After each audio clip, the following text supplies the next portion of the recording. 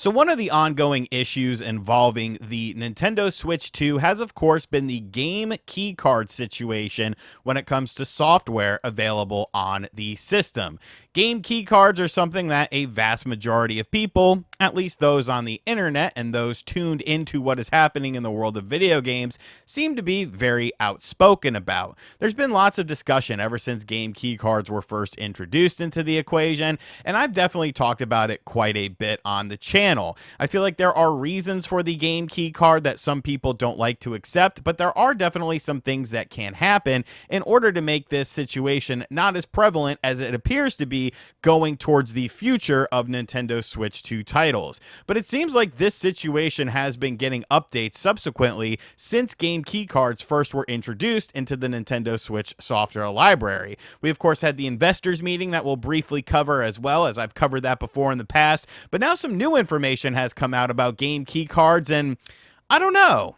I don't know if this is something you should really look too deeply into, but it does seem like Nintendo is at least listening to people and their concerns about the Nintendo Switch 2 game keycard situation, but I'm not quite sure that there's an easy solution that can come of it. So we're going to talk about all of this sort of stuff today.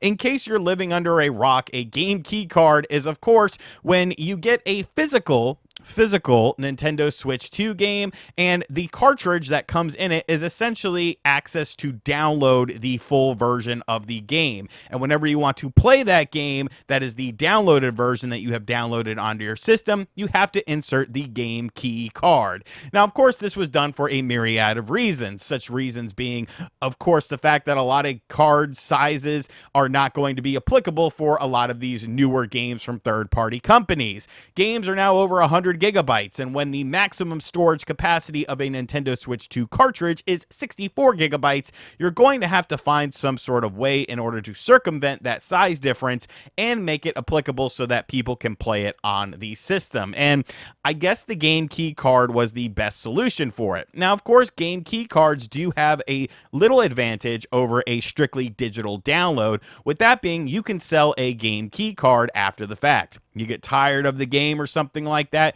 you could sell that and it does have value, whereas a digital purchase does not. Now, there's been some information about game key cards for the Nintendo Switch 2 when it comes to sales. And I initially talked about this. It was a report done by the Games Business. And in that report, they were saying that some developers were a bit underwhelmed with the sales of their games at the launch of the Nintendo Switch 2. One developer evidently went on record as saying it was lower than they could have ever anticipated because of the game key cards, and that's kind of what they attributed it to. But now looking back at that, I'm not quite sure that I'm necessarily buying what that report has. That individual that wrote that report has kind of been very strange on social media lately, countering their own clarifications and going back on things that they said and saying, oh, well, I misspoke. It's actually like this on various things. Lashing out against people that are gamers that read their website and comment on their articles and stuff because, you know, there's going to be a lot of business suits reading the Game Business website, you know, looking for that new information about game sales. I hate to be the bearer of bad news for you, pal, but 90% of your audience is just going to be neckbeard gamers who are looking for the latest console war fodder when a game doesn't sell on a certain platform. To go against your audience and kind of diminish them and say you don't want your audience to exist is a very, very foolish thing, and you are not long for the game's analytical side of things if that is the road you continue to take. But let's say that that is true and that game key cards haven't been very successful at the launch of the Nintendo Switch 2. Well, I mean, a lot of these games were older games. Sonic Generations, Yakuza 0, Street Fighter 6. Like, these are older games that you could buy on other platforms for probably a little bit of a cheaper price and maybe even get a traditional physical version. So is this really the best litmus test to see if gamers are truly against game key cards, especially considering the vast majority of people picking up a Nintendo Switch 2 at launch are going to be the people that are in tune who may prefer a physical product? You kind of got to see when it hits the mass market, see holiday sales and stuff like that. But who am I to tell a video game analyst and sales analyst how to do their job? What the hell do I know? Nintendo was, of course, grilled at the latest investors meeting about the game keycard situation, and the following was said. An investor basically asked the following question. Nintendo Switch 2 has adopted a game card specification called the game key card. There there are opinions online that is a hybrid between physical and digital software, and that physical software containing no full game data is not very appealing. I am concerned that if titles from software publishers on game keycards do not sell well as a result of adopting this format, these publishers might move away from Nintendo Switch 2. What are your thoughts on this? To which President Furukawa said the following: "The game keycard used for Nintendo Switch 2 does not contain the full game data for the game itself.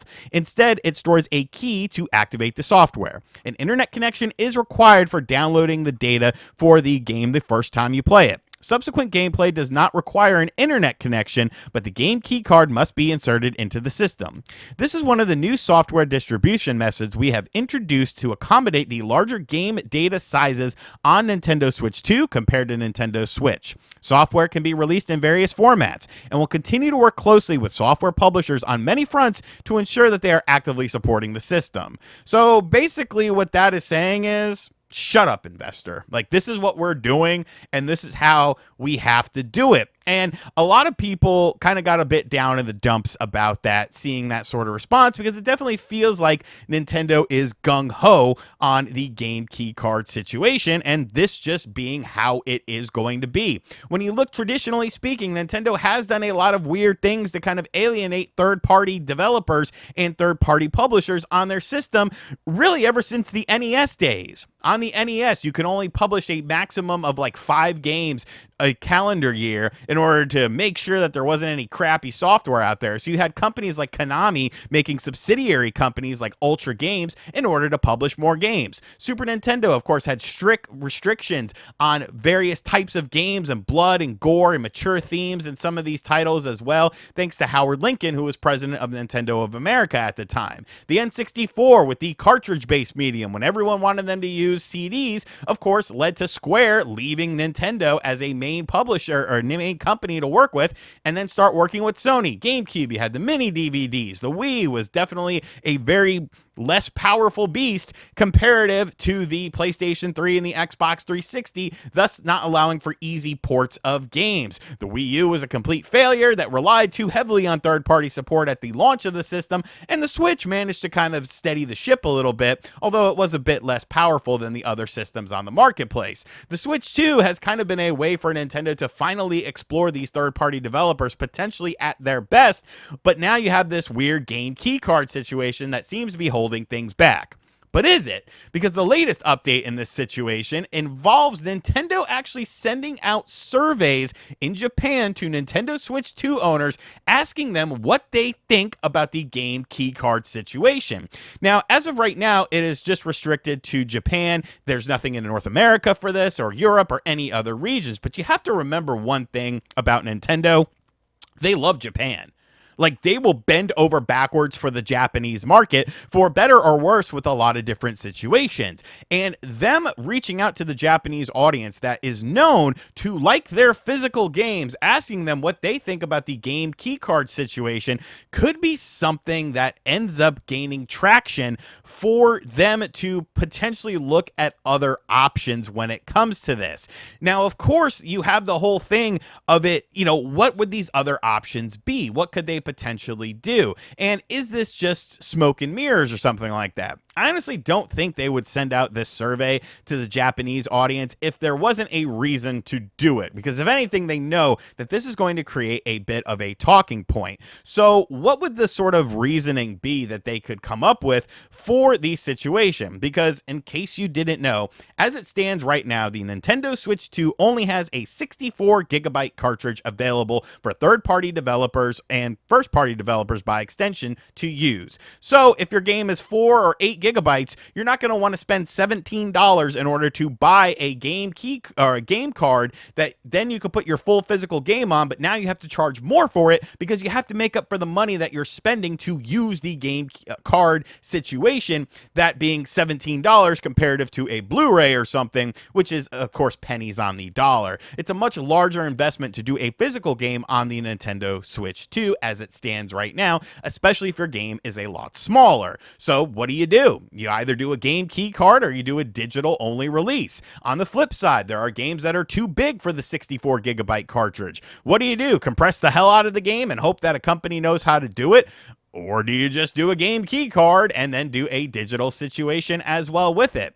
The only thing I'm kind of worried about this is maybe Nintendo just gets rid of the game key cards altogether, and then it's just digital and select games get a physical release, because you have to remember we are moving into an era of video games where there's a lot of digital stuff out there. And I feel like this could potentially impact a lot of the smaller games as well, like indie games. Wood and I have been talking about this and kind of going back and forth, and like with indie games on the Switch 1, you had so many different cartridge sizes from 2 gigs to 32 gigs to choose from, so you could put your game on a cartridge and not necessarily have to use the biggest one, thus having a lot of blank space and having to spend more money for it because it's in line with your budget. It's in line with your game size, so it makes sense. I really think Nintendo has to figure out a way to either make smaller cartridges or start subsidizing some of the cost of these cartridges for companies, because companies have no real reason to want to put their games physically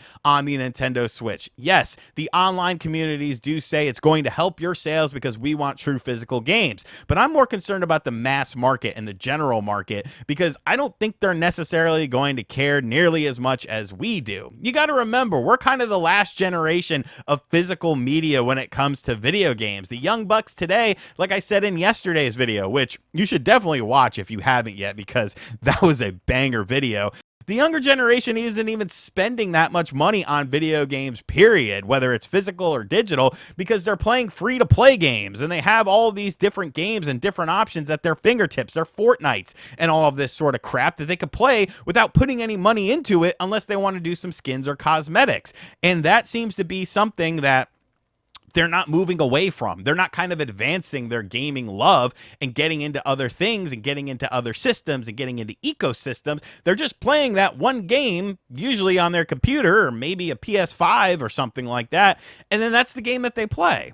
So it's a very weird situation, and you would feel like Nintendo would have like vetted this beforehand. You know, talk to developers, talk to publishers, both big and small, about how they felt about the game keycard situation, so it didn't create a problem like what we're seeing now. Because honestly, the problem is just going to get worse as time goes on. Your indie games are going to be all digital. Your smaller games, your compilations, your retro compilations, something like a Cowabunga collection or something like that, a bunch of older games, that's going to be only digital. Really, the only games I see being truly physical on the Nintendo Switch 2 are first-party Nintendo games, because they're always going to do that and charge you $70 or $80 for them, and select third-party games who want to kind of stand out from the crowd, whose game file size makes enough sense for them to go with a physical cartridge. And so, you know, 50 gigs to 64 gigs, I guess, would kind of be the sweet spot for that. Maybe.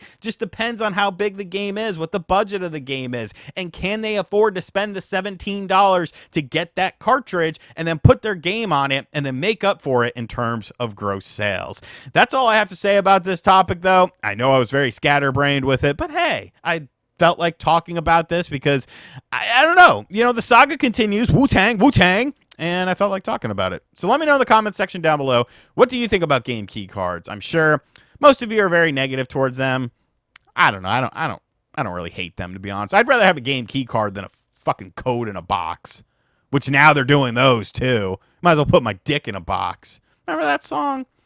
That was a good song.